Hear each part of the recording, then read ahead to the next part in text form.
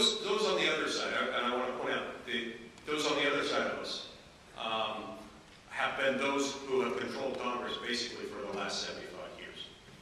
And I'm talking about both houses. I'm talking about the majorities in both political parties within both houses. The direness of our economic circumstances has caused a lot of Americans to wake up to this side, which is now gaining momentum. But those on the other side, and again, that means Democrats and Republicans alike, would say, look, the Constitution was written for a time when America was built upon an agricultural economy, and the limited nature of the government, the concept of limited federal government, is now outmoded, and there's a lot more interconnectivity. You have people crossing state boundaries every single day. You have a truly national economy. And so we need a more centralized approach to government. And I understand that argument, and that argument has had a good long run. My response to that response to the argument is, there was a national economy in 1787, just as there is today. Our national economy is facilitated today by things that didn't exist then, things like the internet and like jet airplane travel, like interstate highways. But that doesn't mean they didn't have a national economy then. They did. In fact, that's why we became a nation rather than 13 independent nation states at the time. It's because we knew we needed to be together on certain trade issues. And so they set that balance there. So that's one response. We did have a national economy then too. The other response is, if the country really has changed so much that the idea of limited enumerated powers at the national level is completely outmoded, then we would need to change the Constitution to reflect that.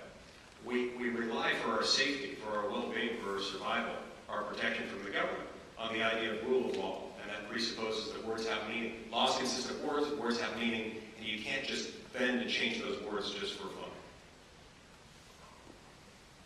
Okay, one follow-up to that. I would say that both sides have been guilty of loosening their understanding and their appreciation or interpretation of the Constitution. There's sort of a strict interpretation and a loose interpretation.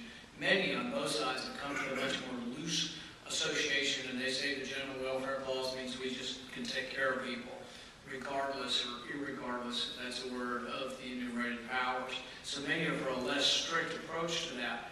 I think what's going to bring us all together, though, is that within the space of the next several years, the debt problems are going to be so severe that they're going to overwhelm all of us, and that's all we're going to be talking about. It's all we're talking about now.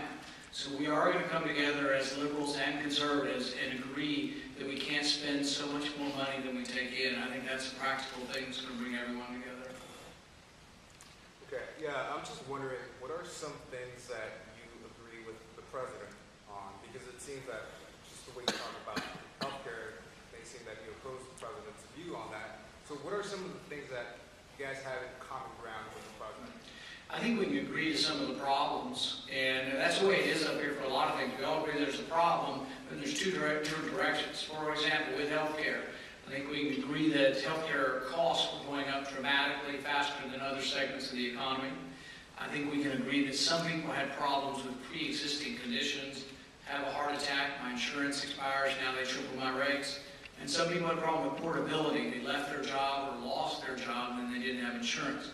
So those are three big problems. But then there are different directions you can go.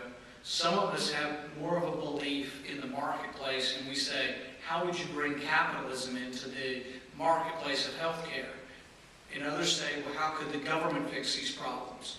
If you believe that government fixes these problems, a lot of times it's easier to conceive of the government solution, but you have to acknowledge that it costs money and that you give up certain things. By giving up money and giving up freedom to decide whether you have insurance or not, you also give up freedoms to choose the government solution.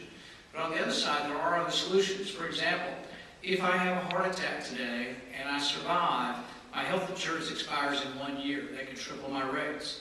My term life insurance is 20 years though, and my rates won't change whether I'm sick or not. So the marketplace, if we want to say, how would the marketplace fix this? We need to say, well, how can we get health insurance to be multi-year policies instead of 1-year policies? Could we change the tax code to encourage that? You know, how can we fix things? Expenses. And this is, sometimes it's counterintuitive. I can tell you right now how you fix all healthcare problems, all the expense part of it. You make the deductible the maximum that anybody can afford. Does anybody want that? No, because then they have to pay. They want $10 copay or no copay. But if you pay for things, it keeps the prices down. Why are things cheap in Walmart? Because you don't have insurance for Walmart. You pay cash when you go in there and you check the price.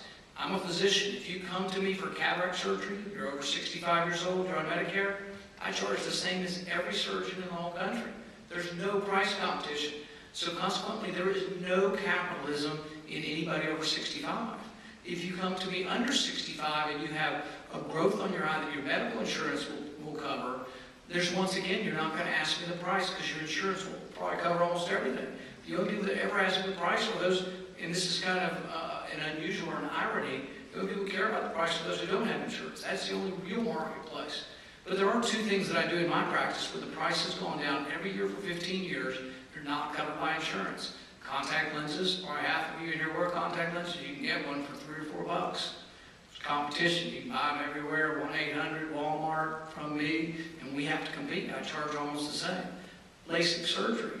It takes $1 million laser, but still the price has gone down every year for 15 years because people pay cash. So it's thinking, what are the solutions? What are the best solutions? The other thing we have to think about when I think of the President's healthcare plan is I think, well, gosh, we've got these entitlement programs, Medicare, Medicaid, Social Security. They're all short of money before we get started on fixing any new problems. They're short of money for two reasons, which are nobody's fault. We're living longer. Social Security started when the average age was 65. Now we're up to almost 80 for life expectancy. And we had the baby boomers. We had millions of people born after World War II, which y'all are going to get to pay for. But we already were strapped in the entitlement programs, and we had a brand new one, which will expand Medicaid and expand insurance to 30-some-odd million people. But it will cost money, and it also costs much more the longer it's out there. The numbers have been skewed to say that it's not going to cost much, but it's going to cost an enormous amount.